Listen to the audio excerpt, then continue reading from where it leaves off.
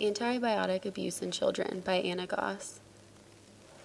The purpose of this research was to see if the overuse of antibiotics has a harmful effect on children and adolescents. The overuse of antibiotics can cause bacteria resistance. It can also kill off many bacteria that are essential to maintaining good health, especially in the digestive system.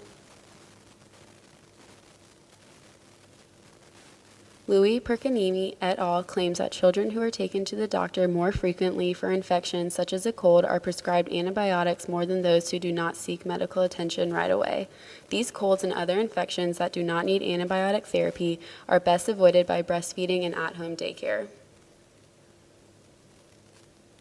F. Mara, C. Mara, Richardson, Land, and Fitzgerald claim that children who are prescribed antibiotics are more likely to have asthma. Their findings suggest that doctors oftentimes treat coughs with many rounds of antibiotics rather than testing for asthma at a young age. Of the 18,864 children with asthma at ages 2 to 8, 52% had antibiotics dispensed in 6 months prior to asthma diagnosis. Too often are doctors misdiagnosing children with asthma and prescribing them antibiotics instead. Mai, Cole, Wickman, and Bergstrom associate respiratory infections treated with antibiotics in the first year of life to allergies diagnosed later in childhood because of the disturbance of the intestinal microflora and the developing immune system.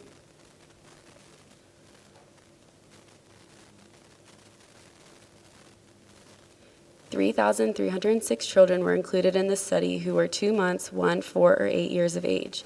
During the first year of life, 43% of the children who received antibiotics for an upper respiratory infection had wheezing, asthma, eczema, or food hypersensitivity at the age of 4.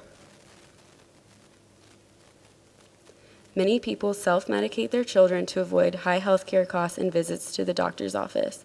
This can be very dangerous and can cause harmful effects to the child. Self-medicating consists of storing antibiotics from a previous infection and using them to fight off a current sickness without a doctor's consent. Swala Hall claims that self-medicating with leftover antibiotics from a previous illness causes bacteria resistance. Leftover medications are most commonly obtained from a family member, pharmacy, or a source outside of the U.S. Educating caregivers is the best way to reduce this problem. Salazar, English, and Eland suggest that educating caregivers and parents on the use of antibiotics can help reduce the overuse. Many parents have false expectations of antibiotics and go to the doctor with antibiotic-seeking behavior.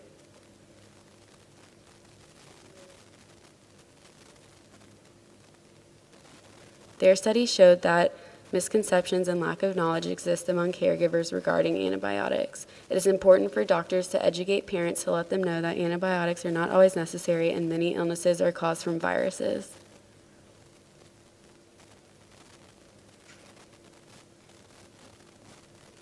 Antibiotics can be very beneficial for those who are in need. Harmful effects can result in overuse, such as asthma, allergies, and bacteria resistance. Relying on over-the-counter treatment before seeking medical attention can help reduce the ongoing problem of antibiotic abuse in children and adolescents.